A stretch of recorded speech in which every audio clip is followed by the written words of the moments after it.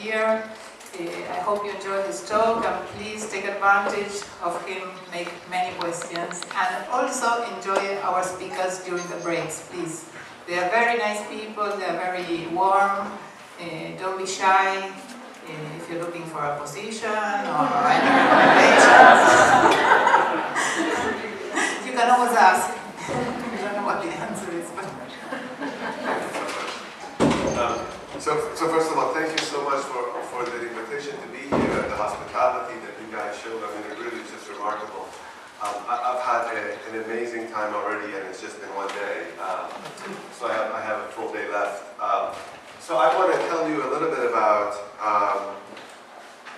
some work in the lab, but I wanted to really focus on technologies that went from an academic lab into clinical trials, and really focus on those, and to tell you guys about some of the lessons that we learned in the process.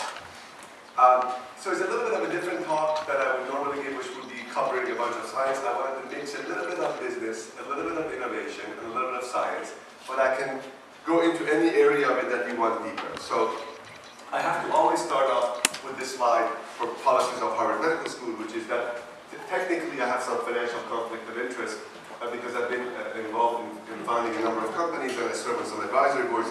So my wife always says, why do you have to show this slide? I've never seen a nickel. So there's no financial conflict of interest, but I have to show it.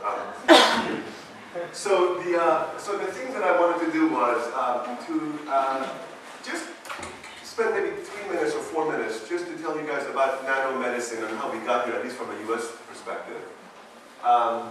And then to share with you a couple of examples, not from my own lab, but just broadly about nanomedicine. And then to focus a lion's share of the presentation, probably about 90% of it, on bullet point 3, which is our own experience with some of these technologies. So we are going to talk about some work that's clinically relevant. So this just here, we're looking at a single breast cancer cell that's taken up some particles. And the thrust of our work has really been developing targeted nanoparticle systems. And the idea is that we would make these particles initially as an academic lab, on the bench, and we use a variety of material. A large share of our work is done with polymeric systems, but we've also worked with lipids as well. You can make these particles that encapsulate drugs, and if you make the surface of the particles reasonably hydrophilic in a number of strategies, theoretically, that particle becomes long circulating, and we can make them in a variety of sizes and even shapes. The dispersity could be, dramatic, or they could be fairly monodispersed. And if you make these particles that, and I say reasonably stealth because that term is frankly outdated, then they can circulate in the human body without being caught by organs that they're designed to catch things. And if you can now make a target, if you can now make a long circulating particles, you can put ligands on the surface of the particles to then allow those particles to specifically bind to antigens that may be present on a subset of cells. By the way, they can also be present on extracellular matrices. Now, because you have many receptors on the surface that interact with many ligands on the particle, you can cross-link these receptors, and the receptor cross-linking tends to trigger membrane trafficking and membrane recycling where the particles get taken up. Now, this video was made, I don't know, years ago, and at the time it seemed really cool, but now it actually seems incredibly naive.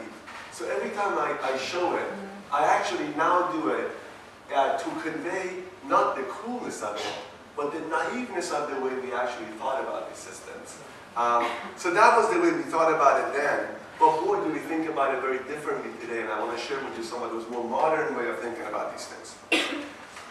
So here's another slide that I've been following for many years, which is that I was interested to see, well, how does this whole field will evolve over time? And so to do that, you always have to compare it to something. So I went back and I looked at another area of science, which has made an enormous impact on medicine, and that's the antibody space. And so if you look at between 1980 and 1990, there was a rapid increase in the number of publications that were coming out on PubMed related to antibodies. And by the way, these are publications for that given year. And then it kind of plateaued out, and then there was a little bit of a reduction. And then Rituxan came in the mid-90s, which was, to me, the most, the first important antibody to come. I mean, antibodies were commercialized even back in the 80s, but that was really the first important one to come.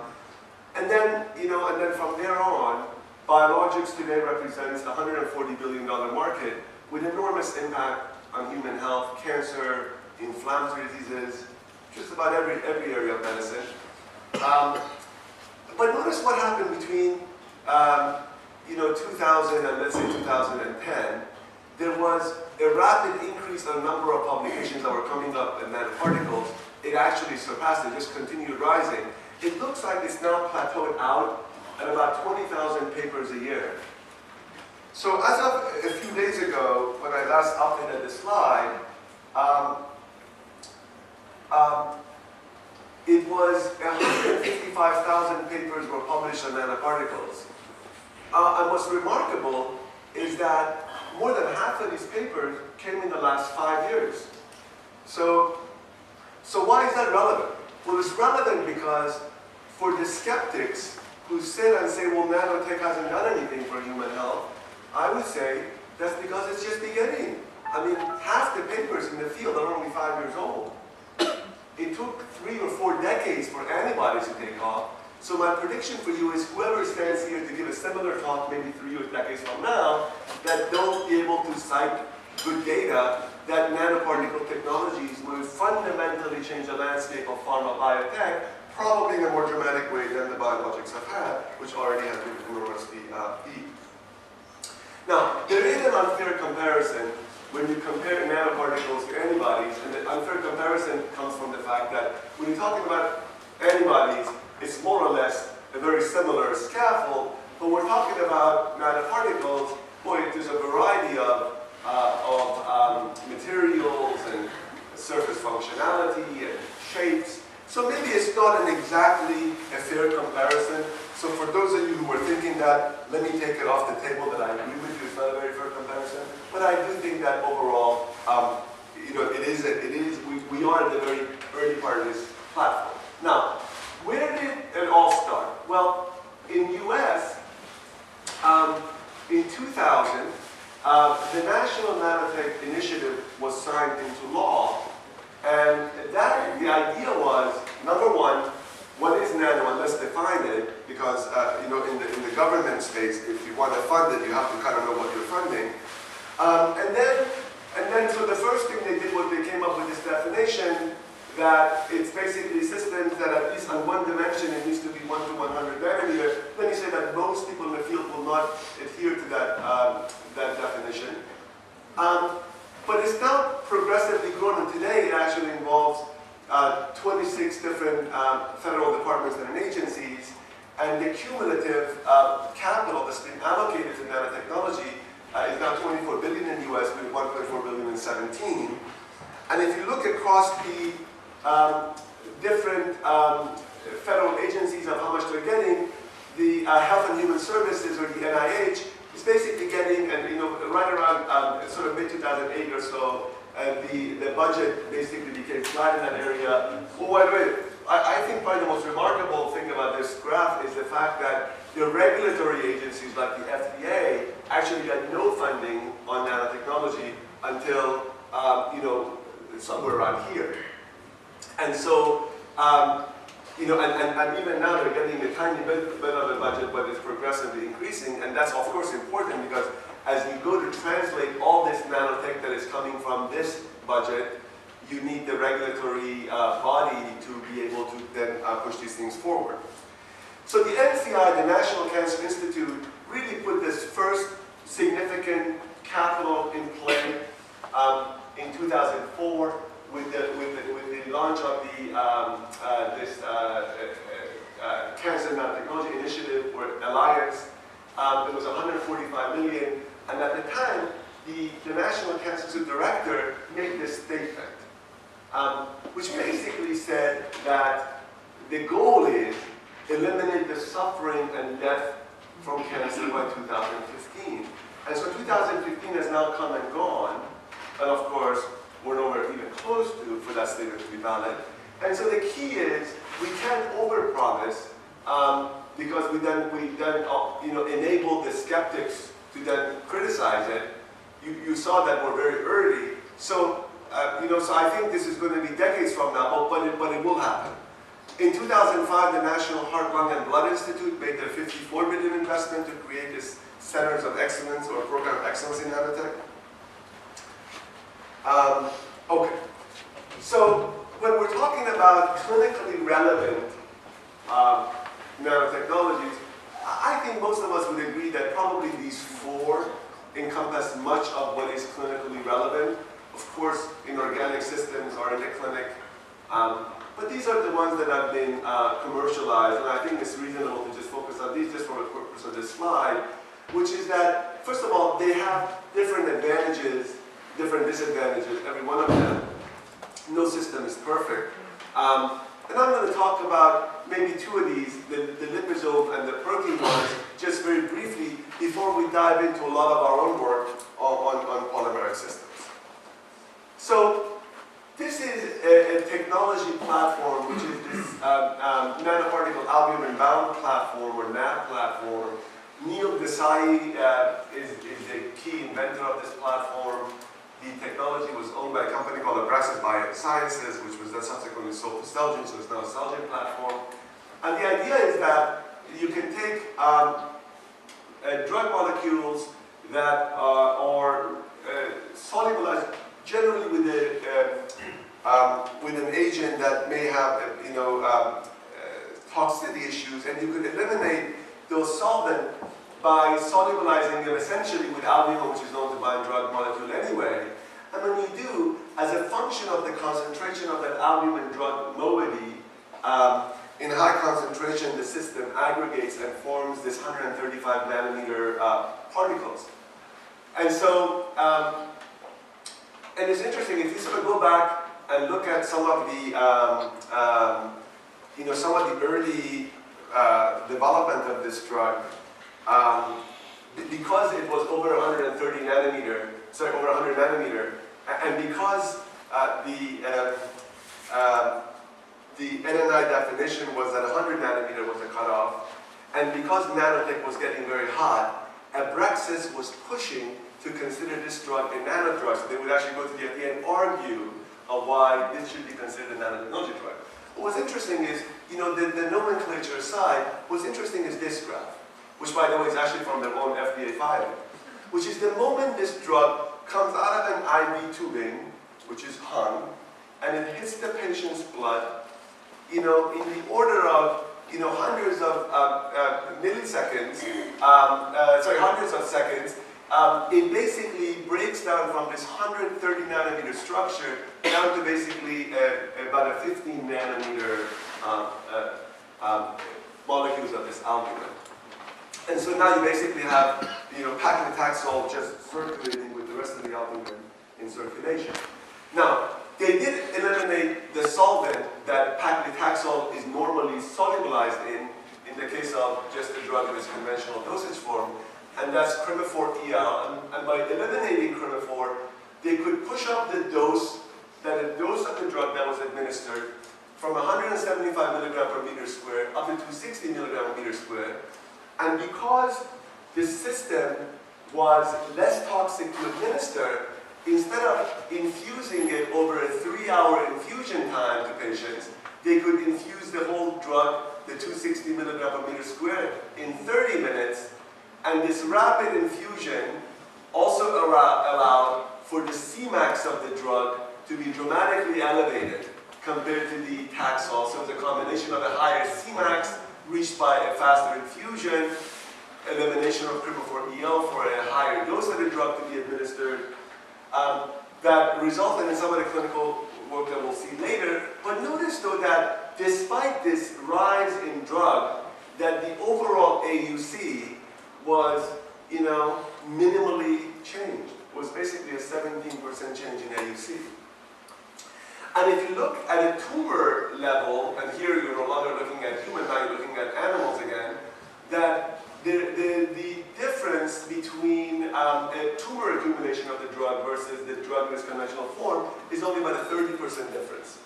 And again, it's because you don't have drug encapsulation and you don't have release in a particle. This is not a particle. We think of it as a particle, but it's not a particle. It breaks up. The moment it hits the plasma, it's no longer a particle. Therefore, it actually behaves more like a small molecule drug. So, if you then look at some of the clinical result of it, sure, I mean, it's definitely a kinder and gentler paclitaxel molecule to give from a patient perspective, but actually, it does not really change overall survival difference for patients. And I would say that if this drug was going to get approved today in 2017, it would have one hell of a hard time either getting approval or getting reimbursed. But back in the mid-2000s, 2005, kinder and gentler still make the bar for this to become a drug. So what about the next one, which is Doxil? And so here, I mean, we covered it in the previous talk, so I won't get into it much. But what I do want to say, though, is the following, which is, unlike Abraxane, which really behaves like a small molecule drug, more or less, Doxil actually doesn't. It's a particle-based drug. It's got a circulation half-life of about 50 hours. And if you look at tumor accumulation of doxorubicin given via Doxil versus doxorubicin in its conventional form, you do get a dramatic difference. But the limitations, well, one of the key limitations of the systems are that you don't really have a controlled release that you can then create a tumoral PK, and also the universe of drug molecules that work with the liposome system, while still pretty substantial, that this class of particles that generate a lot of important drugs is still fairly limited. But you notice, though, that you do have a very different tumor PK with Doxil, with the liposome system, compared to the undifferentiated tumor PK in the NAB system. But again, very similar story. While Doxil has been an enormously successful drug, head-to-head, it has never been shown to be superior to its parent drug, which is doxorubicin, in a clinical setting. And so the development of this drug has really been a story of a clinical development strategy where you take the drug in new indications, where you're not competing with the parent drug for the same indication, and then you do have a kinder and gentler, once again, doxorubicin, that you could get a commercially viable product out of it. But I would say that for most nanomedicine scientists and researchers, that this is not our goal. That the goal really is to create a differentiated product that can change the overall survival of patients with cancer. At least that was certainly our goal when we started. So now I'm going to focus on our own work. So our work started about 17 years ago when I started my postdoc at MIT. And before that, I was trained as a molecular biologist for a number of years in Boston at MGH, at the BI, and surely at the NCI in my sports lab. And when I had looked at the regulation of a number of genes involved in leukocyte activation, but then I went into a lab at MIT run by Professor Robert Langer, who was a chemical engineer, but he also had other MDs before me in his lab. And so I learned a totally different language, and I learned a totally different way of looking at a problem. But given that I was a molecular biologist, I became interested in developing nanoparticle systems, targeted nanoparticle systems. But of course, I would pick something that was nucleic acid based. So I picked nucleic acid ligands or aptamers as an approach to target nanoparticles. And so borrowing a ligand that was developed by Don Coffey's group, Sean DuPole from Don Coffey's group. Sean at the time was a grad student, he's now a professor at Johns Hopkins. He had developed an aptamer, a 57 base pair RNA molecule that would bind to the prostate-specific membrane antigen.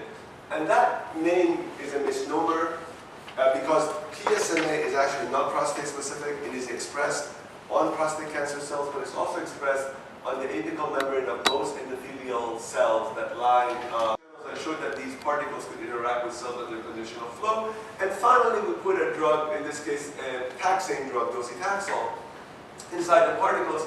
I showed that if we give these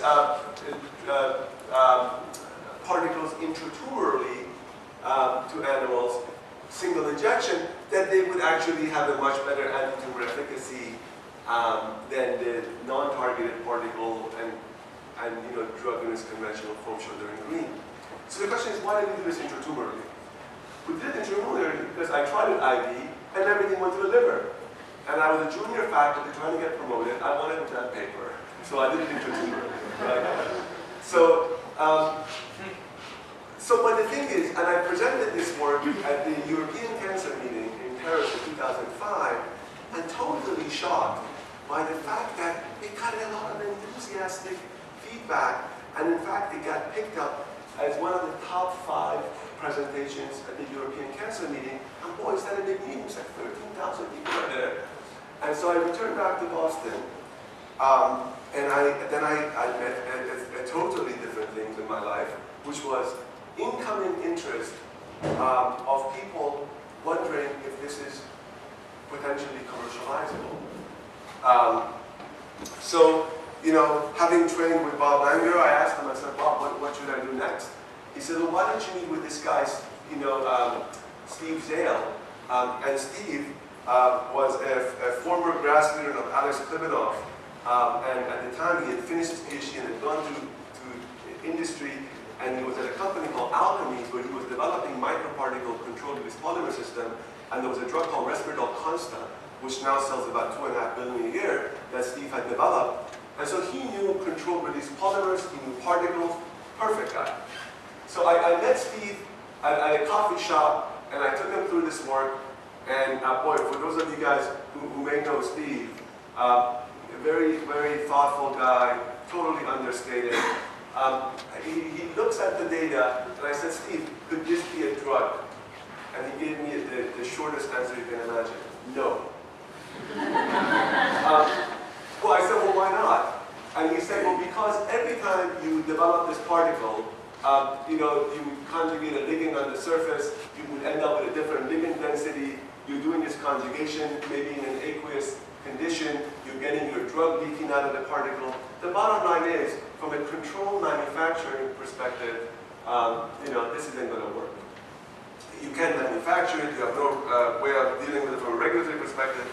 So we went back to the drawing board, and we said, okay, well, what if we could come up with a system where you have basically all the components that makes a targeted nanoparticle assembled end-to-end, where you have the controlled release polymer system, you have a system to make the surface of the particle relatively hydrophilic, you have this ligand, which in this case was a 57 base pair RNA moiety, and because once you characterize this polymeric material, this polymer now has a very hydrophilic end and a very hydrophobic end, and it will self-assemble into a targeted nanoparticle without us needing to do any surface modification once the drug was encapsulated. So we actually solved Steve's problem from a development guy's perspective.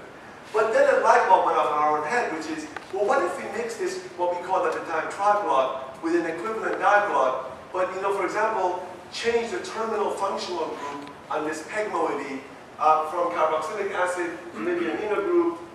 We could change the surface charge from negative to positive. Well, what if we mix this triblock with this diblock simply at different ratios?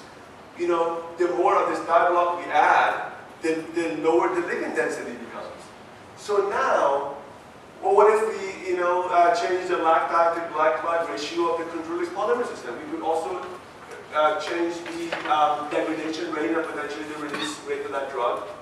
So now, by simply mixing polymers together, pre-catalyzed polymers together, we could create libraries of nanoparticles that differ from each other with regards to their biophysical chemical properties, and to do that without needing to do any particle modification afterwards. And so this was the aha moment that actually created not the first company, but the first 2 companies. And I'll tell you how that was. So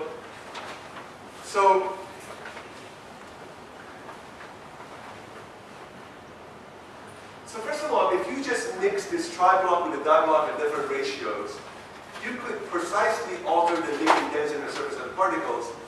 And if you now come back in a petri dish with cells that express the PSMA or cells that don't, you can see that as little as 0.1% of this tri-block in the formulation, you're seeing binding by these PSMA positive cells, but not the PSMA negative cells. So by the way, black is 30-minute incubation and white is 2 hours.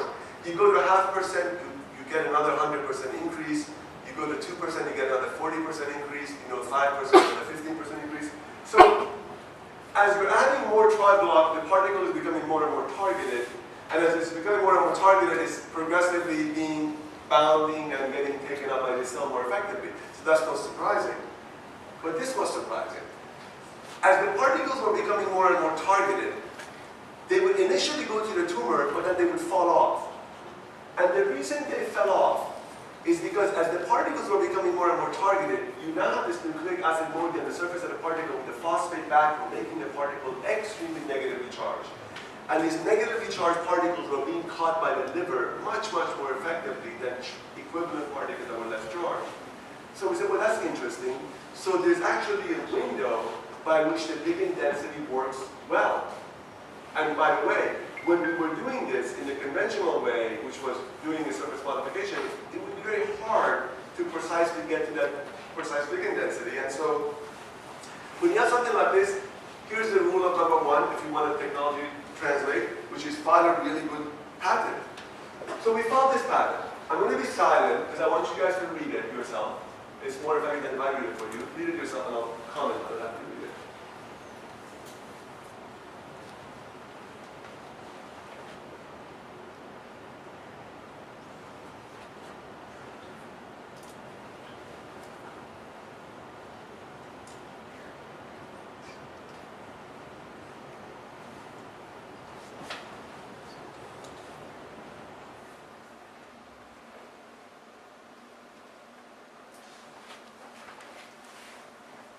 Good?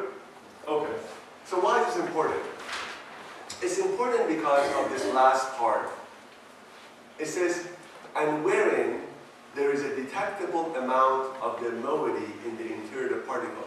See, what that means is the following. In order for a patent to be useful, you have to be able to block other people from doing your work. And the only way you can block other people from doing your work is if you can prove infringement. That rests on your shoulder, right? So the thing is, if I figure out a particle that has the optimal ligand density and the optimal surface characteristic, and somebody else knows there's a similar particle, how can I show that there's an infringement? If they made it by self-assembly of these multi-block polymers, self-assembly is imperfect. When the system is made, a little bit of that third moiety, which is the ligand, will be caught inside, because not everything goes to the outside. And by this proves that this was made by self-assembly versus surface modification. So with that then, we put together the work and the IP, and we started the company that brought this drug BINO-143 to the clinic. Now, I'll start off with this, which is this was a patient with cholangiocarcinoma metastasis to the lung, and you can see that this particular lung nodule, after dosing with this particular patient, went away. Well, good, but the story is more complex, and we'll get into it. So first of all, one of the things that people ask is, why start a company and why not do this yourself? And I say that because this sort of isn't what our academic lab looks like, and nor should it be, because academic innovation is very different than development innovation. And just like you need academic inventors, you also need development inventors that can do the right process to scale these things up in a commercially relevant way. So the idea that BIND had was that they would create various different block polymers, and they would blend them in different ways, and they would create libraries of particles by self-assembly that differed from each other. And then when they did that, they optimized it for a variety of different parameters. Initially, when we published that paper in PNS, we thought there were only 4 parameters. They actually identified over 20 parameters to optimize. And when they did that, they now could have a particle, and here we're looking at a pharmacokinetic of the particle, so the concentration over time in plasma. And in this case, this isn't the PK of the drug, it's the PK of the particle, and so the particle backbone, the polymer, is radioactively labeled, And you can see that when you make these particles, they circulate in plasma a long time. They don't really get caught up in the liver or kidney. And because you have a long circulating particle, and you have controlled release of the drug from that particle, so here's a drug that is being released slowly. This is the time in hours and cumulative release. You're releasing the drug slowly, you're releasing the drug a little bit faster or even faster. And because you have a long circulation time and a tunable drug release, you basically have a tunable PK. Because the particle PK, if I was to label the particle, follow this red dot, it would be basically here. Right? So that's the particle PK. If the drug is being released slowly, the drug PK more or less is similar to the particle PK. The drug is being released faster, it would look like this or like that. So now you have a tunable PK of the drug, which is by the way difficult to do with lipid systems, and you could then get drugs that can go to the tumor much better than the drug in its conventional solvent-based form. And the idea then is that you would now give the particle IV, not intratumorally, and the particle will circulate around the body, and in the area of the tumor environment where the microvasculature is abnormal, branched, leaky, the particles could then get out and accumulate in the tumor and deliver their drug. Boy, even this figure is naive, and this is 2012. So, if you look at mice, rat, monkey PK, about 2 order of magnitude difference, repeat dosing doesn't change the PK, and then most of the drug is in the encapsulated form, and human PK, very similar. So now, unbeknown to us, and I'm not violating any patient confidentiality, Ms. Sorensen went and spoke to the press on her own. This is a patient with cervical cancer, disseminated cervical cancer, refractory to current treatment, and so she's not on any drug. She's been offered treatment, and she had not responded to any. So she had enrolled in the BINO-14 trial, and she ended up being a complete response. And this happened early in the clinical development. And so by this time, I mean, as a scientist, this is like the world has been handed to you of how exciting it is. Have I been talking for an hour already? Or is this time wrong? No, how long have I talked? No, but just give me, I mean, I have to have a sense of what I am, guys. Half an hour. Half an hour, okay. Half an hour. Okay, 25 minutes.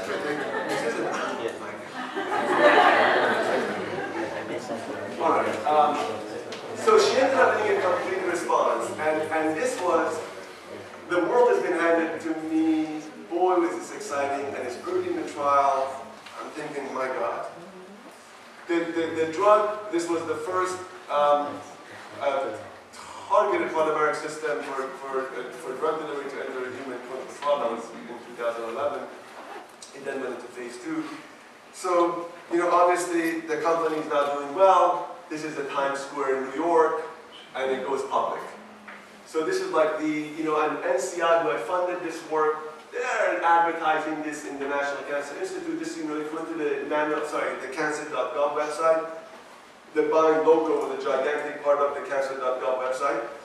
Our funding agency, Prostate Cancer Foundation, had this on their website. So everyone is, success has a lot of fathers, and everyone who's been involved in the work is very proud of it, appropriately so, right? So this article gets written that this is the dawn of nanomedicine. But the thing is, I was interviewed for this article in Nature back in May that, the nanoparticle company goes bankrupt. And then, so then someone says, Omid, is it the dawn of nanomedicine or is the sun going down on nanomedicine? A really mean comment, by the way, right? So the answer is none. It's neither the dawn nor the sun going down. And I would quote Peter Brzezinski, my dear friend from the NCI. He said, Omid, the next time someone said that to you, just tell them it's a temporary eclipse. So that's what I call it, it's a temporary eclipse.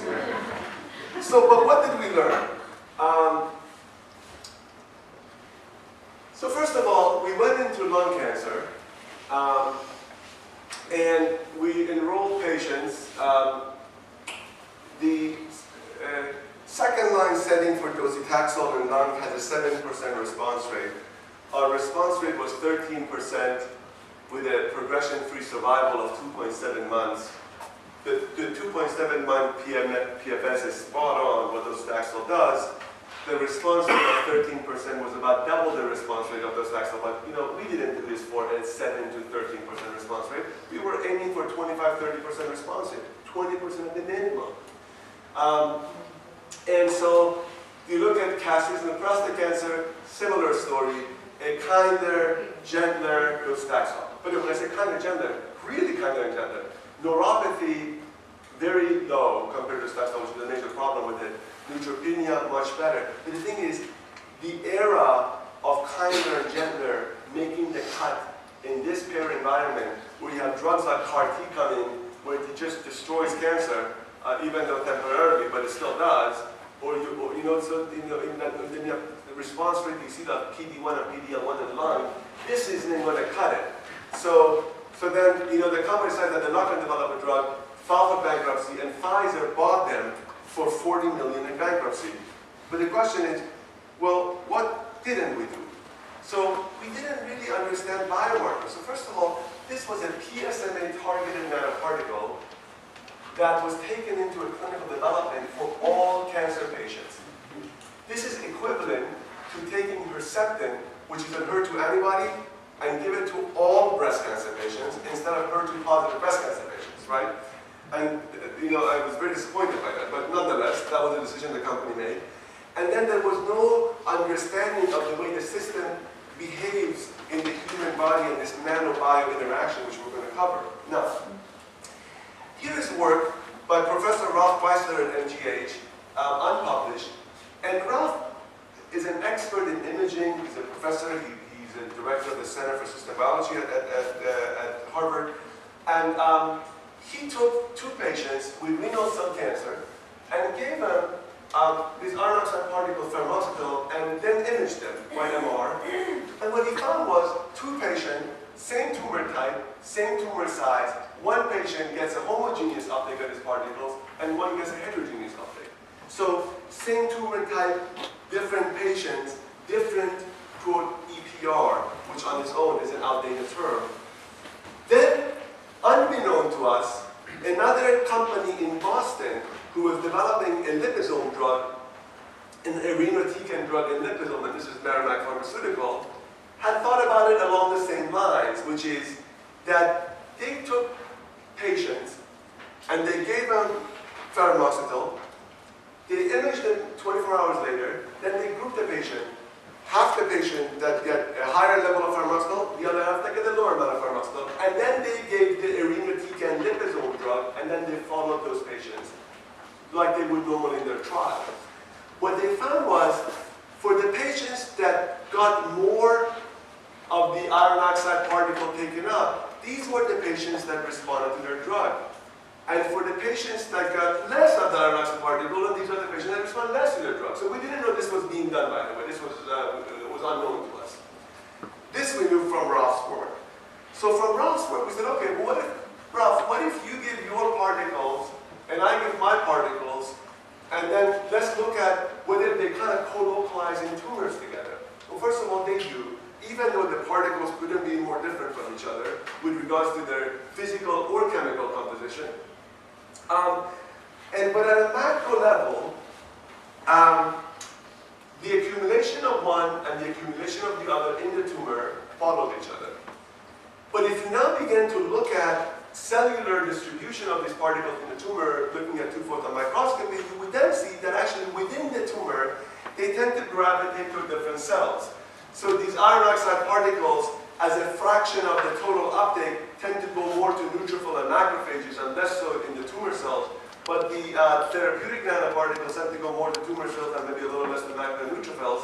So on a cell-to-cell basis in the tumor, the distribution is different. At a macro level, the distribution is very similar. So we said, okay, well, what if look at the accumulation on less, medium, and more, kind of the same study that Merrimack has done, and then give our nanoparticle and let's see what the drug concentration would be in the tumor.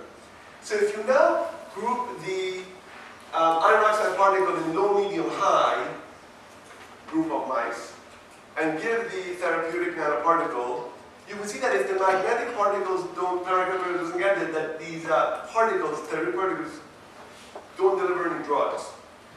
If they get there medium, then you get more drug going, and if they get there a lot, then you get a lot of drug going. And we're not following the particle accumulation, we're actually following drug by LC mass, looking specifically at the drug molecule. And so here, if you do the same exact study, but instead of giving the taxane drug in a particle, if you give it in this conventional dosage form, solvent-based form, what you see there is that low, medium, high, this small molecule drug gets there. Now, this is a statistically significant difference. The scale is the same scale, by the way. So yes, there is a little bit of a rise, but not much, right? Number one. And number two, notice that even at the lowest level, you still get a small molecule drug going there, whereas virtually none gets there if the drug is in the particle. So the notion that we can just give the nanoparticle drug to all patients, by the way, and you can see that if the particle gets there, these are the animals that respond, and the particles get there less, these are the ones that respond less, obviously. But so there was an editorial written about this, but Mark Salzman wrote it at Yale, and Mark says, nanomedicine finally goes personalized. It's just finally because, I mean, we're in cancer development in the middle of 2017, or any drugs being developed without a biomarker. I am actually not aware of any respective pharmaceutical company developing a cancer drug without a biomarker, nor should we think about developing nanomedicine drugs without a biomarker, right? Now, whether it's an imaging biomarker or not, I have no horse in this race, I don't care. We have to figure out which patients are the right patients for a nanomedicine drug. We can look at soluble biomarkers in blood, and people have looked at that. We can look at maybe histological samples, we can look at imaging. We certainly need to figure out a way to have a biomarker for our platform. And this is different than a biomarker for the API, which is inside of the particle. Well, what about the nanobio part of the whole story? Well, first of all, Liposome Technologies trademarked the term stealth nanoparticles, and that was the stealth liposomes, pegylated liposomes. And for a long time, we thought that you would pegylate the surface, you get non-biofouling. But actually, if you pegylate the surface, you just get a different distribution of proteins on the surface. Not that you get none, you just change the surface of the nanoparticles. So Professor Dawson's group, I would say, probably published the most seminal paper in this area back in 2006, where he showed that the relationship of this protein coating on the surface of the particle, this protein corona, is related to the physicochemical properties of the particles. We became interested in this area as well ourselves in 2008, and we published a paper. By the way, back then, we didn't even call it protein corona. We just looked at the protein coating on the surface of the particle as a function of the surface physicochemical properties and how it interacted with the immune activation. But then people began to look at it, for example, in mistargeting. So if you put a protein corona, for example, can mask a targeting moiety on the surface of a nanoparticle, etc. So there's been a lot of interest, and progressively so in the last 5 years, the number of publications is actually now taken off. And one of the, a member of my own lab, Murtaza Mahmoudi, I think is one of the pioneers in this area, he actually began to look at it, not plasma, the way we sort of take it as a pooled plasma, but on an individual by individual plasma and cancer by cancer plasma. And he showed that if you just take one nanoparticle and give it to different types of patients, that the protein corona is different as a function of your disease. And not only that, if you take a given disease and you give it different kinds of nanoparticles, you also end up with a different kind of a protein corona. And so this is quite important. So we said, okay, well, let's go kind of back maybe a couple of decades in the way people are doing the studies. If we look at just pegylation of a polymeric particle, and let's just understand what that does to the PK. So if we take different particles that vary in size, 55 nanometer and 90 or 140 nanometer, so from small to large, and then we look at the number of peg moiety that goes on the surface of this nanoparticle, and if you, by the way, this is a peg 5000, so the molecular weight of the peg is obviously important, so this is peg 5000. And if you look at this arbitrary number of about 20 or so peg per 100 nanometer square surface area, above it, irrespective of the particle size, your PK is more or less flat. Below it, irrespective of the particle size, your slope of clearance increases and the particles are getting progressively more clear. What if you did the same exact study, but instead of doing it in this wild-type mice, you do this in mice that are a knockout of ApoE. So these are ApoE knockout mice. If you do that, above this 20 peg moiety per 100 nanometer square surface area, nothing changes, but below it, it actually worsens. And why is that? I don't know. Maybe ApoE is in there and some other proteins like often or something is binding and the particle is getting cleared faster. What if you did the same study but in an LDL receptor knockout mice? At almost any concentration or any density up there, it seems to be protected. And why is it protected? Again, I don't know. Maybe it isn't binding and it isn't taking the particles up. I don't know. But the I don't know is actually important. We have to acknowledge that we don't know. So if you do the same study and you now put the particles in plasma, you take the particles back, you take the proteins off, and you do a tandem mass, LC tandem mass, so we're looking at both protein type and protein concentrations. You begin, and if you just group this protein in different classes, plasma in different classes, you see that depending on the peg density, they actually have a very different composition of protein corona on their surface. If we now look at proteins that represent at least 1% of the protein corona composition, in some cases, like complement C3, they make no difference as a function of peg density. But something like albumin or apolipoprotein C1 is dramatically different depending on the peg density. And so point is that we have to really understand the nanobiome relationship of these particles, because the particle on its own is a chemical structure, but this isn't what the body sees.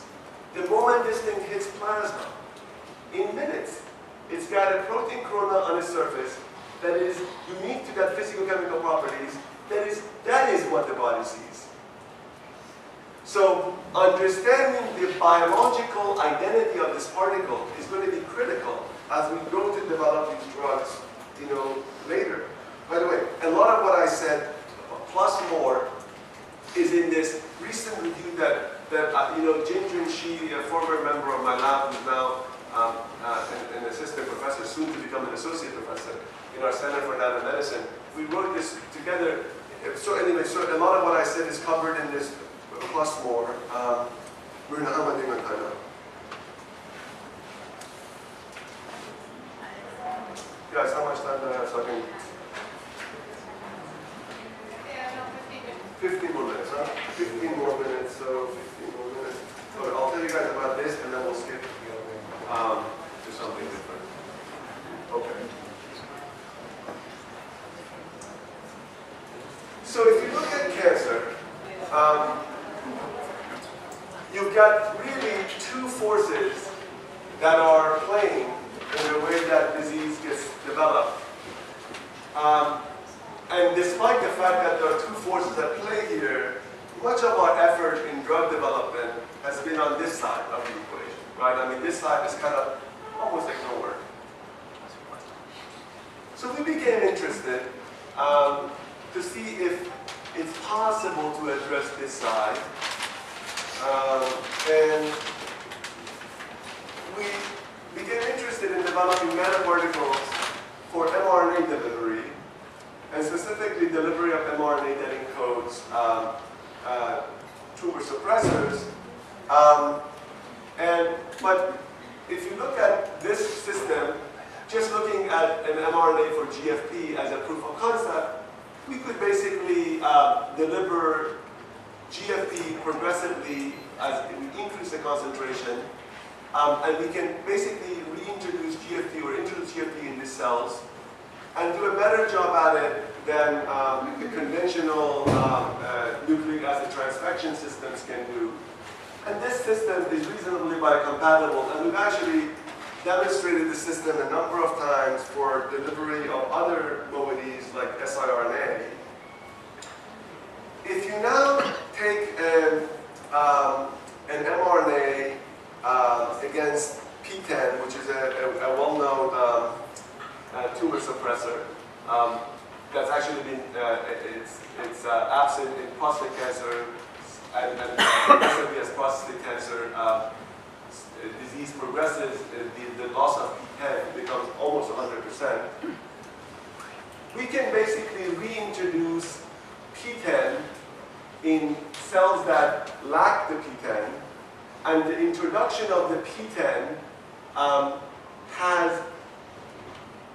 blocks the proliferation of the cells, and then if you look at it longer term, it then decreases the cell viability.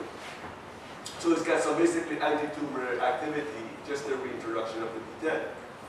And reintroducing the P10 in the system also alters the PI3K access down, consistent with what you would expect in P10 expression.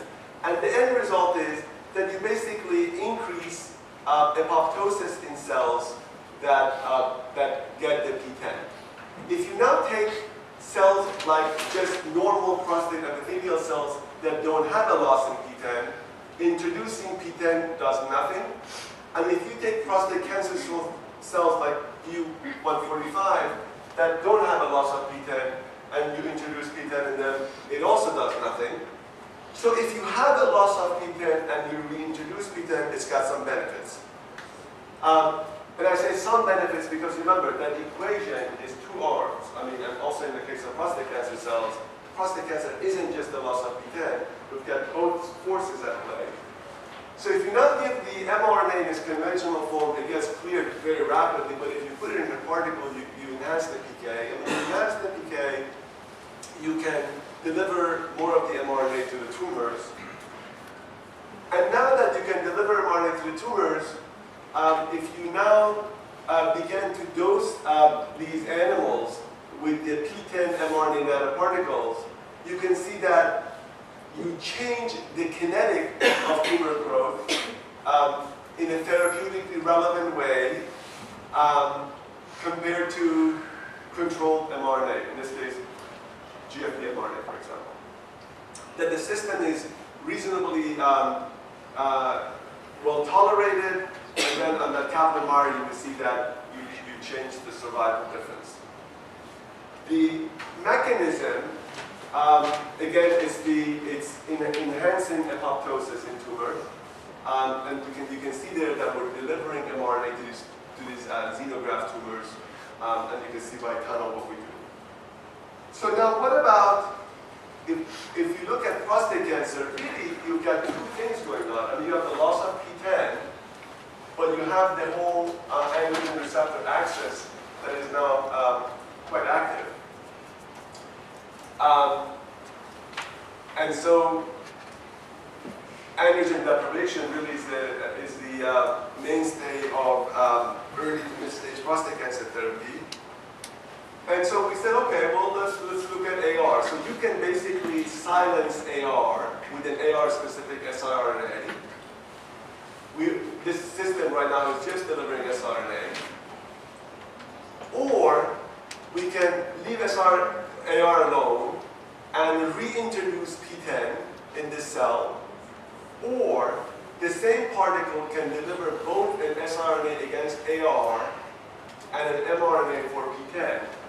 And so this technology now is hitting prostate cancer on two sides by downregulating AR and reintroducing PTEN. And so I don't have animal data for this to show you, but in vitro, either mechanism enhances the therapeutic efficacy, but together they kick butt.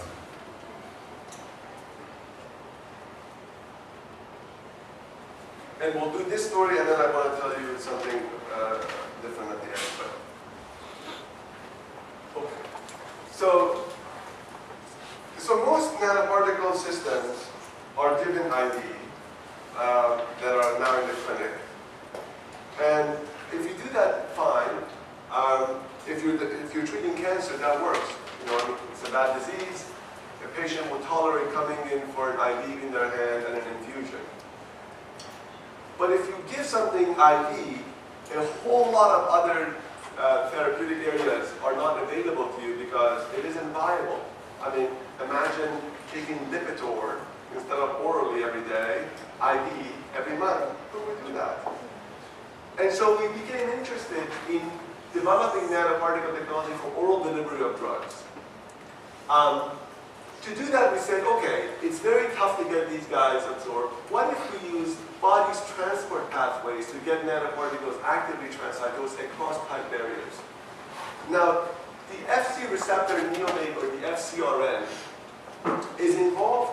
The name, by the way, the reason it's called FcRn, and for neonate, is because it was initially identified as a mechanism by which infants, when they drink their mother's breast milk, they become passively immunized. They do that because the infants pick up the antibody in their gut, on the luminal side.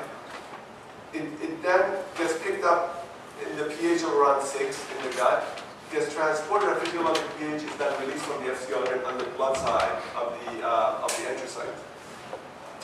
But it's another misnomer in medicine because FcRn is actually not neonate specific. It's expressed in adults. It's expressed in epithelial lining of the lung, just about every epithelial lining, and also on most blood vessels. In fact, Rick Blumberg from Harvard, Professor Blumberg, wanted to use this mechanism to deliver biologic drugs, and years ago he started a company called Syntonix, probably about 25 years ago. Syntonix, and the idea behind Syntonix was that they would take biologic drugs, say like insulin, they would fuse it with the Fc, you would then give it orally, and the Fc would then bind to the FcRn, it gets transported, and you would bring in insulin orally. And because they didn't want to deal with protease degradation, they said, okay, we'll deliver it in the pulmonary route because the same pathway exists in the lung. But the bottom line is, lung or oral didn't work. It didn't work because every uptake, or by recognition, brought a single drug molecule in. And we said, what if you could put the drug molecules in a nanoparticle where a biorecognition or a transport will actually bring, you know, hundreds or thousands of drug molecules forward. And so the idea is that you put a drug inside of a nanoparticle that's got Fc on the surface and it gets transported. So if you do that, first of all, we showed that the FcRn is actually expressed across the gut, predominantly in proximal intestine, but really throughout. That'll bring your attention to here, which is, if you give these particles orally, a non-targeted or a non-Fc targeted particle orally, you have a very limited bioavailability of it. But if you give it with FcRn, you get a dramatically increase in bioavailability of that drug by AUC. If you now put insulin inside the particles and you can release the insulin over time, if you now take the released insulin from the particle and compare the bioactivity of insulin coming out of the vial of the insulin, so without encapsulation or release, they have an equivalent level of bioactivity in reducing plasma glucose concentration. If you now take these insulin encapsulated Fc conjugated nanoparticle and give them through oral dosage to animals, you see that the FcRn targeted particles are remarkably more effective at reducing plasma glucose concentration than non-targeted particles, and certainly better than insulin just given in its conventional form orally. And if you now do the same study in an FcRn knockout animal, you lose that efficacy, right? So this is, to my knowledge, this is why it's relevant. And since then, we've also shown this to be valid with other mechanisms. So I'll skip this story. And I want to tell you guys about this, commercially relevant, which is, so this is now a slide from Selecta Biosciences, nothing to do with my lab, other than the fact that I'm one of the founders of the company, and the foundational technology came from three founders, myself, Omid, and Andre from Harvard Medical School, and Bob Langer from MIT. And so in the case of the original technology Vine, the idea was that we would create these particles by self-assembly, and we would screen them for long circulation time or avoidance of the immune system.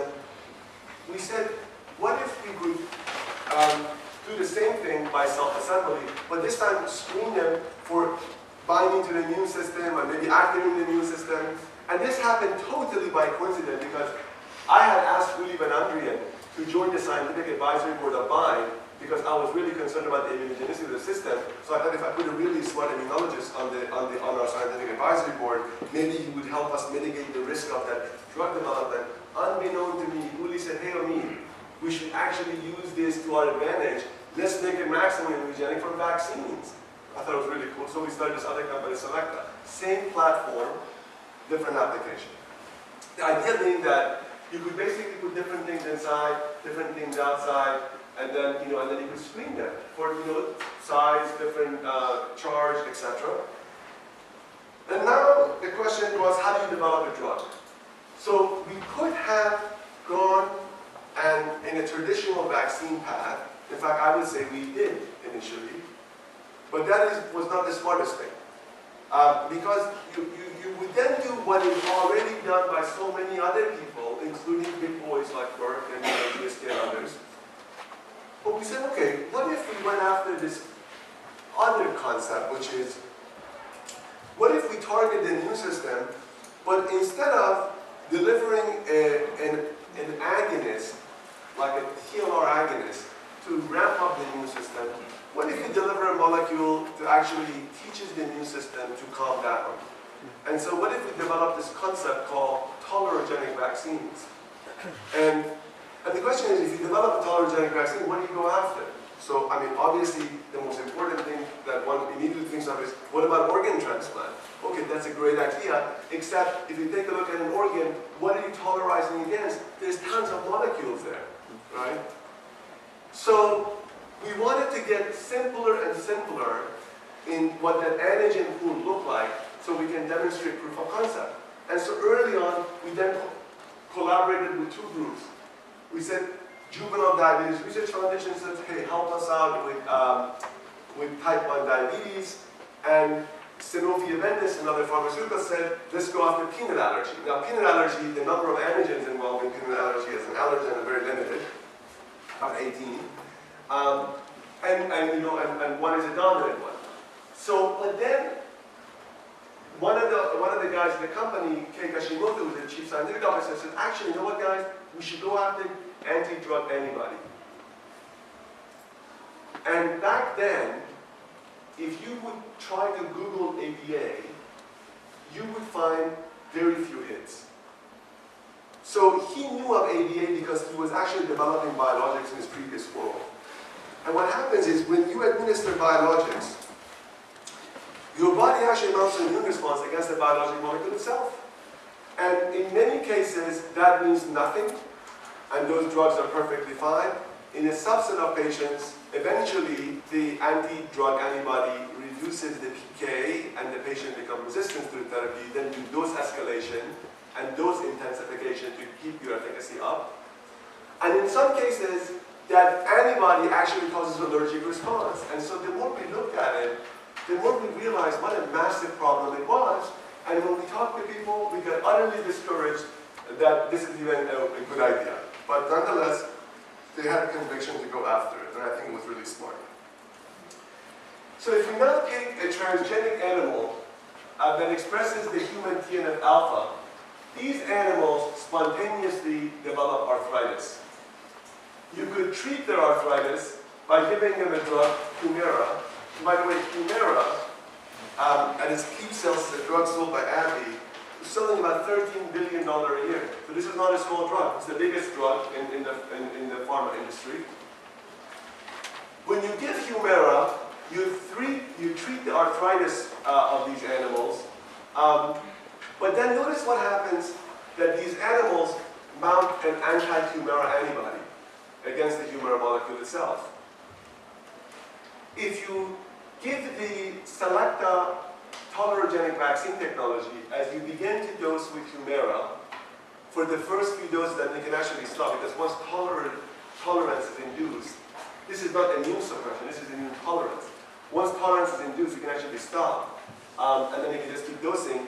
You get a significantly more efficacious drug out of Humira, and you get virtually no anti-Humira antibody produced.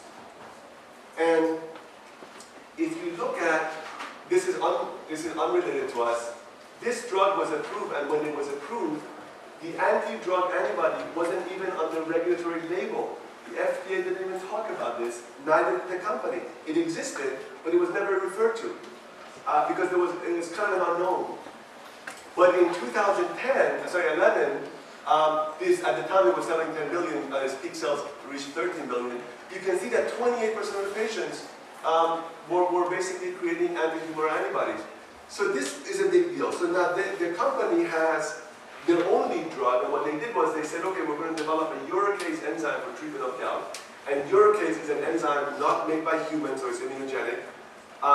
They can give uricase enzyme together with their platform, and they can induce tolerance against the biologic, it's a non-human biologic, and then you can dose uricase for treatment of gout. And that drug is now completing phase 2, starting phase 3 in the first half of 18.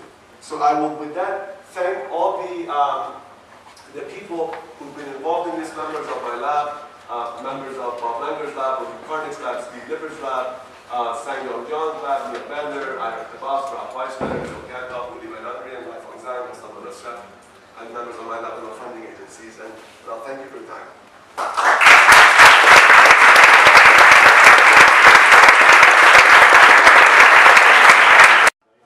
I have put together 3 slides that I will only show you if you want to see it, which is that, you know, in my discussion with Marina, and the discussions yesterday, the question was, you know, how does one create really an ecosystem of nano innovation? You know, and I don't know. I mean, I'm not an economist, but I do have a perspective. So if you guys want to hear it, but I will preface it by saying, if it sucks, just discount it because I'm not an economist. but it's just my own idea. I'll share it with you. You guys want to hear it? Yeah. Okay. So first of all, just to share with you where my perspective is coming from. So I am an academic.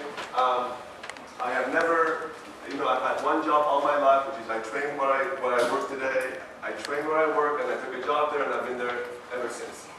So I've never left. So I've never been in the job market. But I do run an academic lab, and you know, we have about 200 patents, actually, patent applications, 85 issued. And we've developed a number of technologies that have been spun out, and in aggregate, they have raised about $450 million of public and private capital. And they employ about 200 scientists in high-paying jobs. So these are jobs that pay anywhere between 100 and maybe 30,000 to 600,000 or 700,000 a year salary. So I actually say that's a measurable societal impact. And you know, they've done partnership with a number of companies, and they've, what I'm most proud of is the last line, which is that they've brought 4 drugs in the clinic.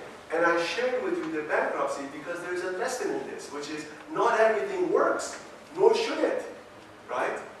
So, but they have brought 4 drugs in the clinic, you know, and SEL-212 is the one that I shared with you that is starting phase 3 clinical trial. And my expectation, by the way, knock on wood, is that that drug will become a drug, and it will make a massive impact on the lives of patients with gout, and they have other drugs behind it. So what does one do? Well, if you just look back in time, this is an article that was published back in 1991.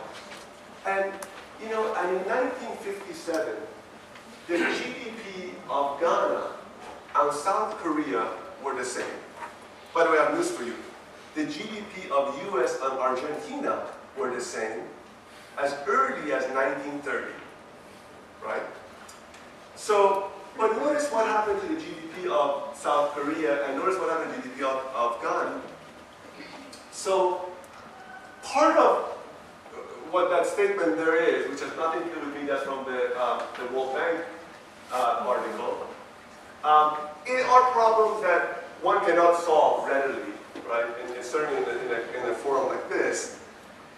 But if you look at why does Boston, for example, create so many biotech companies, as does San Francisco, as does San Diego, but for example, doesn't exist in Washington, D.C., doesn't exist in Chicago. But why is that? I mean, Chicago has University of Chicago, Northwestern, right? But there's not a biotech hub there, there's not one in Washington, D.C. And it's because it actually takes a number of things together to create an ecosystem. And so I have a name of a bunch of people there, and deliberately I put the names of people that I knew, and that list is certainly underrepresented, but these are people who at least started a handful of companies, and in some cases more. You know, George Whiteside, 20, 30 companies, Bob Langer, 20, 30 companies, you know, but many of them, certainly a handful or more companies in the Boston area. And then, you know, but also notice that invariably in any city where you create an ecosystem, the way it works is you plant a lot of seeds, most of them die, and then one flourishes, and say in Boston, you know, that was Biogen, it was Genzyme, it then became Vertex, right? And as they came, the people from Genzyme and Millennium and Vertex fed the other companies that were coming. But until they were the first successes, Boston didn't really have an ecosystem in life science, right? And so clearly you have good institutions in Boston, but you have good institutions in many cities, and not just Boston. So my proposal for you, and please discount it because I'm not an economist, is that the way to do this, to create an ecosystem of innovation in Buenos Aires, is to kind of, you know, jumpstart this by encouraging others to become a part of it. Because then you don't have to go through it over 40 years. You can maybe go through it through 10 or 15 or 20 years. Where you bring others in the game with cross-border collaboration. And I know that venture investors is almost non-existent in Argentina, certainly for biotech, but I do know that there are plenty of billionaires in biotech, billionaires in Argentina, but you can have people that would invest, and then, you know, then you can create a nanotech hub in Buenos Aires. But I think the key to do it is not to try to invent everything yourself, but to actually leverage, you know, some of what's outside and to be able to bring it in. And by the way, that model isn't new. About 12 or so years ago, the Russians decided they wanted to do this, specifically for nanotech, and so they created this thing called Rus Nano, which the Russian government put 10 billion aside to invest in nanotechnology, and they said, we're going to invest in nanotech because we don't want to be an oil-based economy. And what happened was, they looked around Russia, boy, good luck finding $10 billion of nanotech to invest in, it doesn't exist. And so they then came outside in Asia, in Europe, in the US, and they picked technologies to then invest in with the criteria that by investing they actually have to come to Moscow to start facilities there, to hire Russians. And I actually think that other than the fact that there was some corruption in that, as is the case with most government entities that try to do something like this, there has been successes, you know, with that approach. But anyways, I'll leave you guys with that. And then we'll go back to the very beginning so that I can answer questions. All right, excellent. Now questions.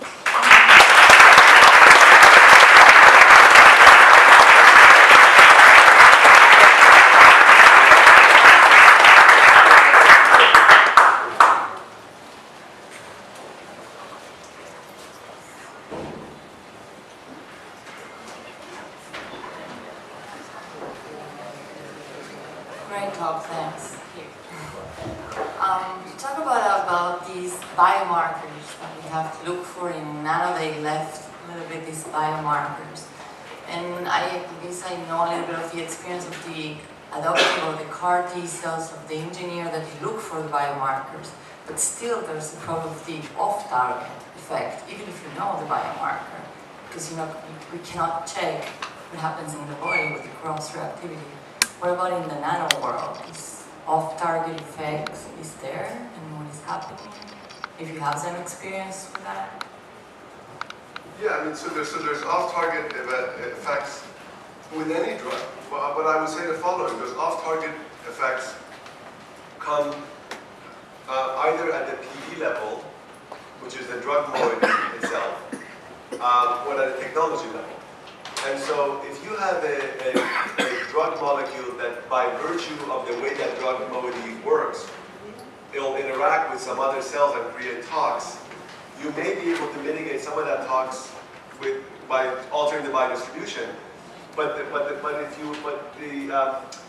the localization of the particles and the biomarkers that I was referring to, which was more geared toward understanding which patients are specifically amenable to taking out those particles, that's different than those types of tox. And of course, these particles create unique tox by altering PKM biodistribution. If you look at Doxil, yes, it solved cardiotoxicity, but then you get the hand and foot syndrome, which of course is relievable by some steroids, but nonetheless that was a new tox introduced by the virtue of that platform. So that's always going to be the case.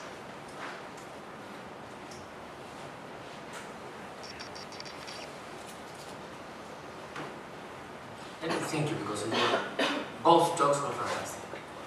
No, but I was quite curious about the protein corona you shown.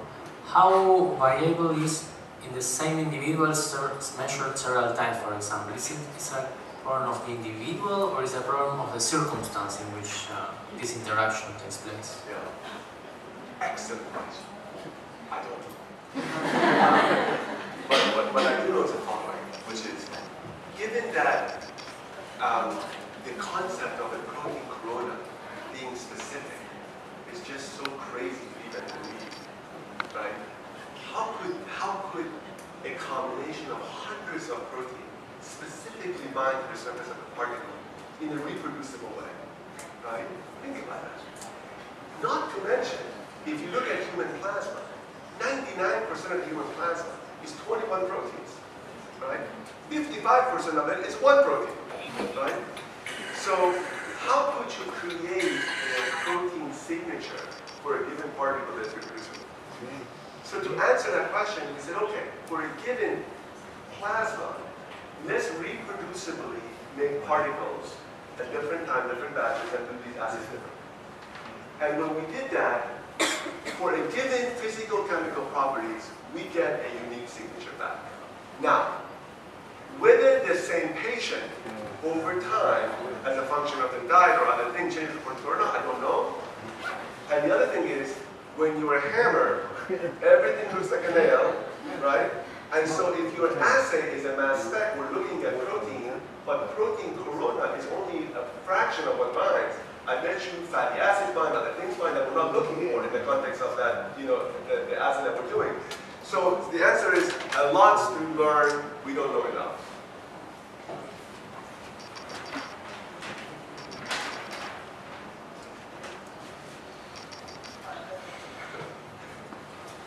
Okay, so that was an incredible talk. I guess many of you will have questions in the coffee break and at lunch.